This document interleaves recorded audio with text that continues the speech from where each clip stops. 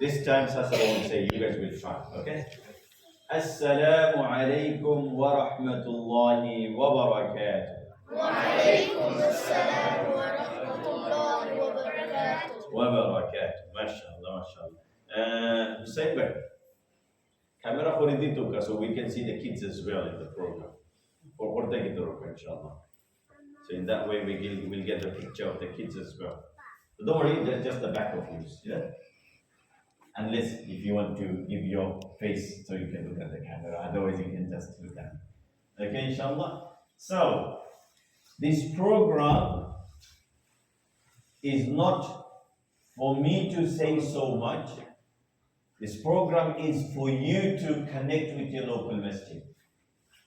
Did you understand it? So it's not for me to lead it or take so much of your time. It's actually for you to have some time in the masjid. You understand? You are the main people. This masjid is yours. Did you understand? This masjid is... Yeah, you guys been scared. Don't be scared. Say loud. This masjid is yours. Yes. You are the leaders for this masjid. Yes? Sulaiman is 13 years old. In another 10 years, he's going to be 23. People will call him to join the management. Yeah? How old are you? 14. In another 6-7 years, people will call you. People will say, Mr. Rabbi, join the management. You understand? So, who is the leader of the masjid? You youngsters. So that's why we bring you to the masjid, so you recognize what is to do, what to do. And you build a relation with your masjid. Otherwise, what will happen? You will always feel like you are left out. You won't feel the responsibility the masjid is yours. You understand? A lot of us, we think, oh, this masjid is not mine. No, it shouldn't be the case. The case should be, this masjid is mine and I look after it like I would look after my own house. Or I would look after it more than I would look after my own house. That's the relation we want you to build with the masjid. That's why we are inviting you in. That's why we are providing activities, snacks, and free time, playtime, and so on. So for that, you have to bring more of your friends. You have to tell everyone, boys and girls your age, you have to tell everyone to come to the masjid. You will say, masjid is our house. We should go there and connect ourselves with the masjid. Can you do that? Good, mashallah. So what's my name? Let's see if you guys know your imam's name. It's very important for you guys to know your imam's name. Wow, 3 hands. I won't take Asad and Abdullah because they are my regular students. Not Sulaiman as well because they are my regular students. Nor Usman as well. So those of them are my regular student, I won't take you. But those of you not my students, I will take you because I want you to know. Yes, what's my name? You can tell me. Yeah, go on, you tell me. Imam Abu Yahya, mashallah, he knows me. Yusuf, did you know that? Mashallah. Who else didn't know my name before him? You didn't know. Now you know it, yes? You know it now. What's my name?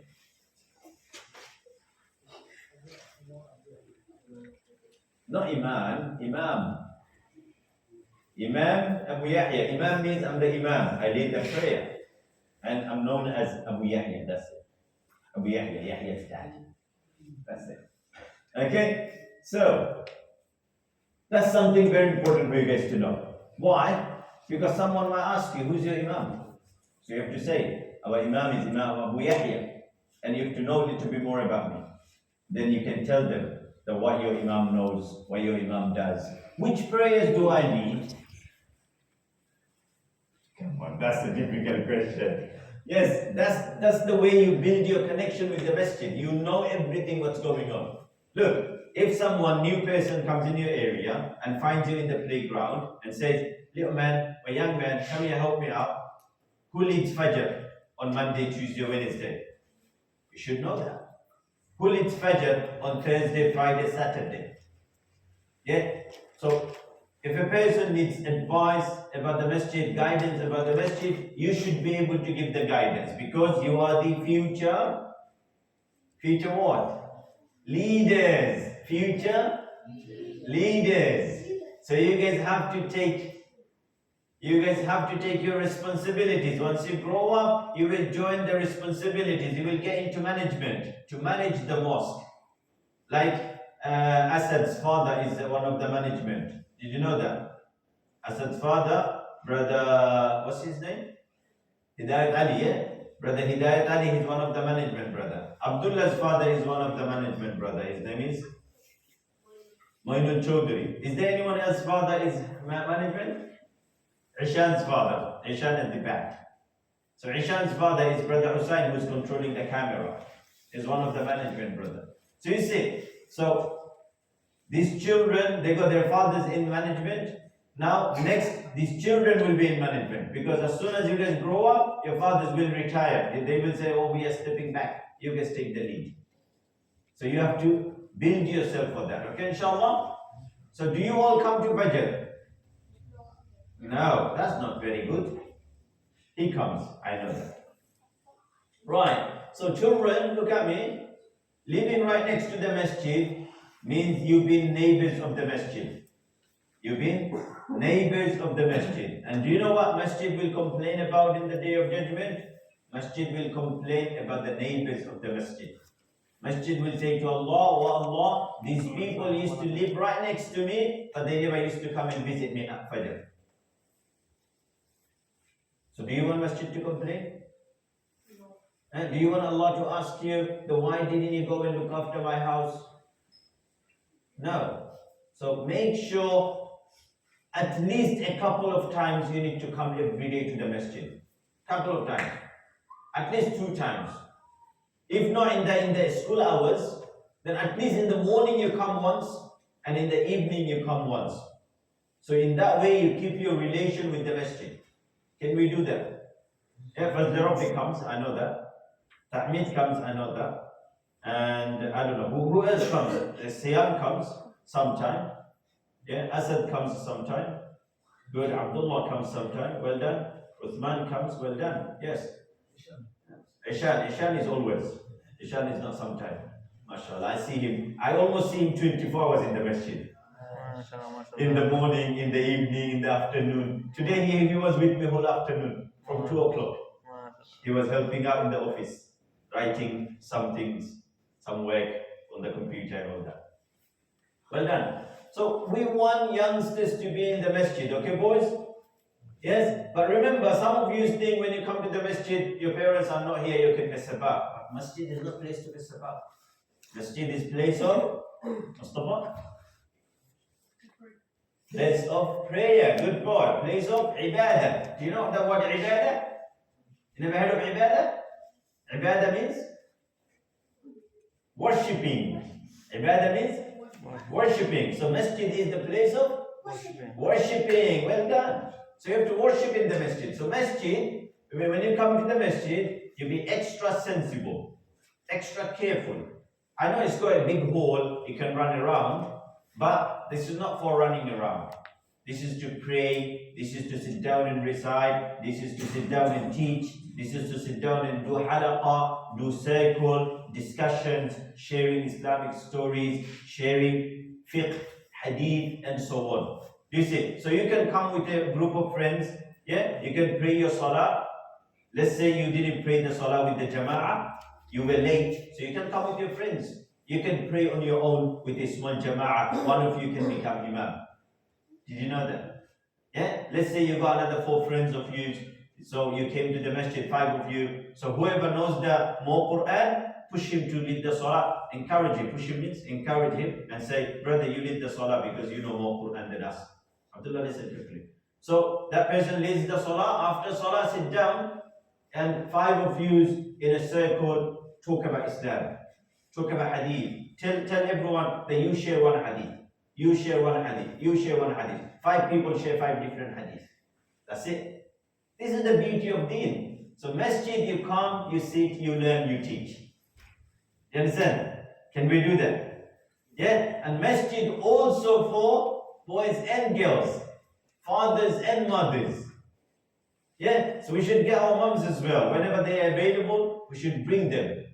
So they can sit down upstairs. We've got lots of upstairs and lots of space on the stairs. There are 2 floors, I think, on the 2 floors, and there are 3 floors on the other side. Wow, lots of space for women. They can come in. So bring your mothers in, bring your sisters in. Okay, inshallah. So are you going to get a good relation with the masjid? Good, mashallah. Now tell me, what fajr do I do? Do I lead? I give you lots of time to think about that. I don't even come Thursday. Saturday. Saturday is my day off. Ah. Huh? No. See, Sulaiman doesn't know much about it. No Wednesday. No Wednesday. No Wednesday. Friday, Sunday. That's good. Good boy.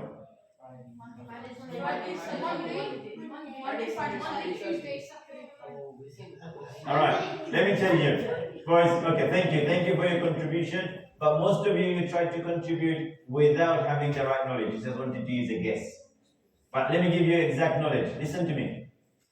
I lead Fajr on Friday, Sunday, Monday, Tuesday. So 4 days I lead Fajr. Okay? I lead Isha. That's something you should know. Isha you should know. You guys are here praying behind me in Isha. No, I don't lead it today. I don't lead Saturday Isha. I don't lead Monday Isha. Then I don't lead Friday Isha as well. I do it Friday. So Isha I do 5 days apart from Saturday and Monday. I do Isha every day. So now you know when you will find me in the masjid. Yes? What days do I do Maghrib?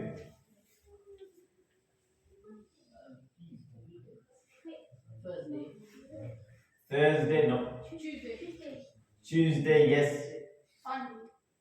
Sunday, yes. Friday, no. Come back here. Eh? No. So I do Sunday, someone said. Tuesday, someone said. And Monday. Yeah? Monday, I do Maghrib. Okay? The rest of the days, I don't do Maghrib. Maghrib only 3 days I do. Alright, so that's something you guys need to know. So when you come to the masjid, you need to be what? Aware of everything. You need to observe what's going on, who's leading the prayer. You need to know which prayers do I lead and which prayers other imam leads. It's important. To put in the screen, this imam, Yes, see, that's something you can ask the management. If you come, you connect yourself with the masjid a lot, you can ask the management to put it up, and they will say, wow, these young children, they're giving their input, giving their feedback. Listen, so you need to show the connection with the masjid, inshallah. Okay, can you do that? Good. So now, what story do you guys want to hear? Do you guys still want to hear a story, or should we give up today? No. Huh? Story. Okay, let's see which story. So which story did we stop on last week? Asad? Ibrahim's right, but which part of Ibrahim's life? No idea?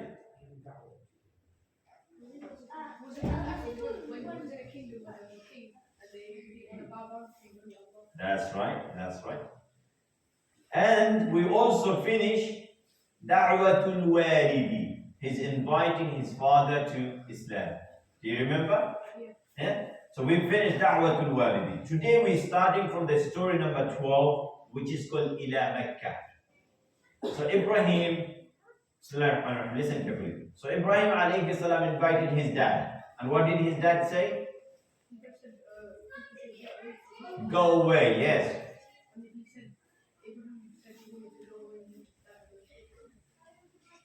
Yes, children, come in. Sister, you can go upstairs through the other door.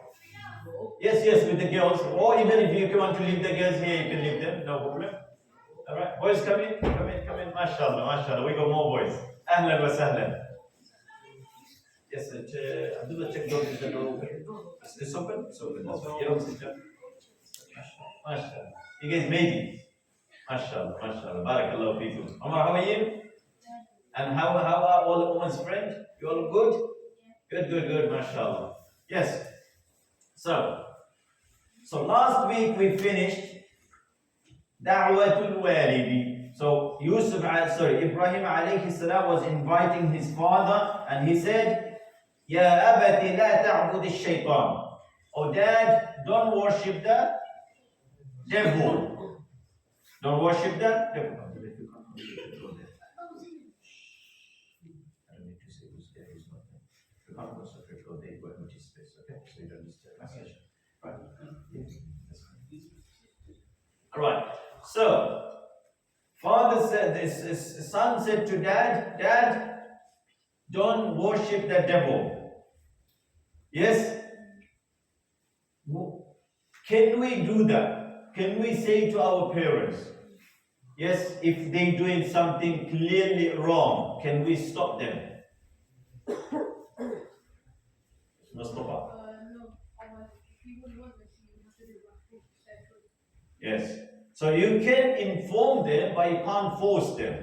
Alright? If you see your parents doing something wrong, it's your duty to tell them nicely, politely, with humbleness. But if they don't listen, you leave them there. Yeah? You have to be very tolerant. Okay, that's what Ibrahim alayhi salam was. He was very tolerant. He didn't say anything else. After father said, what did father say? He said, غضب الوالد إبراهيم غضب والد إبراهيم وقال أنا أضرب فاتركني ولا تقل لي شيئا. He said, I will beat you. Go away. Leave me alone. Don't talk to me. And so on. So Ibrahim alayhi salam said, Salamun alayk. Ibrahim alayhi salam said, Dad, peace be upon you. Means, in another word, you stay with what you are, I'm going. Yeah? So Ibrahim alayhi salam went.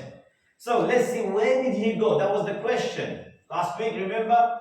I asked you the last question, where did he go? So today's answer is, Ila? Come on guys, say louder. Ila? Mecca. He went to Mecca. Okay, let's see, how did he go to Mecca? Okay. وغضب قوم إبراهيم وغضب الملك وغضب والد إبراهيم. The people, everyone was angry at Ibrahim. غضب الملك, the king was angry at Ibrahim. وغضب والد إبراهيم, the father of Ibrahim, Azar, he was angry as well. وأراد إبراهيم أن يسافر إلى بلد آخر ويعبد فيه الله ويدعو الناس إلى الله. And Ibrahim alayhi salam, after everyone got angry, no one is tolerating him, no one is accepting him, no one is trying to understand him. So situation might be like that to you as well in life. Sometimes situation can be so tight that your wife will say, I don't like you. The children will say, I don't like you. Your parents will say, I don't like you. Your people around you, they will say, I don't like you. So what do? Do you fight them? No, Ibrahim alayhi salam didn't fight them. What did he do? وَأَرَادَ إِبْرَاهِيمُ أَن يُسَافِرَ إِلَى بَلَدٍ آخَرٍ. Ibrahim alayhi salam said, okay, you all fine, you don't like me, no problem, no point of fighting with you, I'll go somewhere else. Yeah? And then he started making his way. Where is he going? إِلَى بَلَدٍ آخَرٍ, to a different country. وَيَعْبُدُ فِيهِ اللَّهَ, and his intention is, he's going to go there and what is he going to do? Business? وَيَعْبُدُ اللَّهَ فِيهِ. So he will worship Allah in it. He will worship Allah. So he'll go somewhere else and worship Allah. وَيَدْعُوَ النَّاسَ إِلَى اللَّهِ. What you just said, Mustafa. وَيَدْعُوَ النَّاسَ إِلَى اللَّهِ, and he will invite people to Islam. So sometimes some area might not be suitable for you.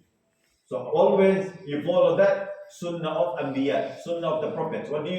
You go to a different area, settle down in a new area where people might respect you. You see, where people might leave you alone to worship. People don't disturb you.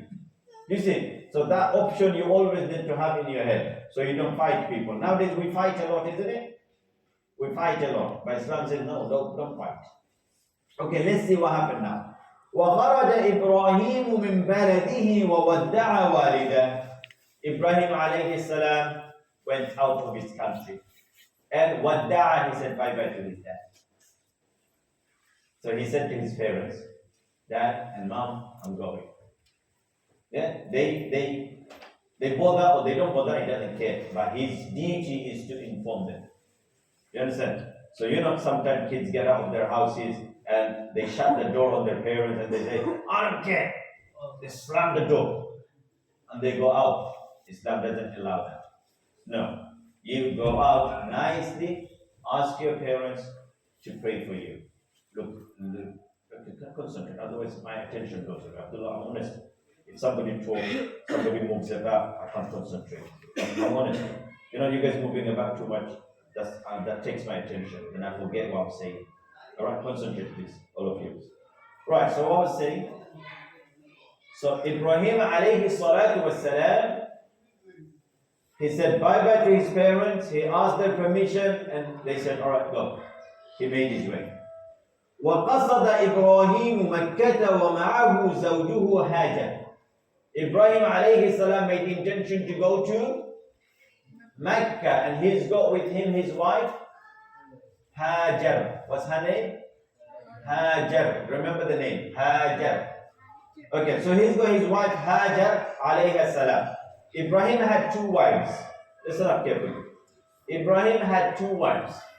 One was called Sarah and one was called Hajar. Sarah, she was the first wife of Ibrahim. And when she heard that Ibrahim alayhi salam is traveling somewhere far away, Sarah said, I will gift you my maid, means my slave girl. And she gifted Hajar to Prophet Ibrahim. And Prophet Ibrahim said, well, I will not keep her as a slave, rather I will free her and I'll offer her. If she marries me, marries me. If she doesn't marry me, she's free, she can go. So Ibrahim alayhi salam freed her. He called her, he said, Hajar, you are free. You can go or you can stay. She said, I want to stay with you. Ibrahim alayhi salam said, can I marry you? Will you marry me? She said, of course I will marry you. Then they got married, and then Hajar became the journey companion. Did you understand the story now? What happened? So you have to remember that, because in some of the quiz it might come that what's the story behind Sarah and Hajar. So you have to remember that Sarah was the main wife, Hajar was the slave girl who got later on freed and got married by Ibrahim alayhi salatu wassalam. Okay? Right. Next. وكانت مكة ليس فيها عشب ولا شجر. Mecca is not a country or it's a city right next to Ibrahim's city. No. Mecca was far away. Very far away. Ibrahim is making his way from Palestine, according to one narration. According to another narration, Ibrahim was making his way from Iraq.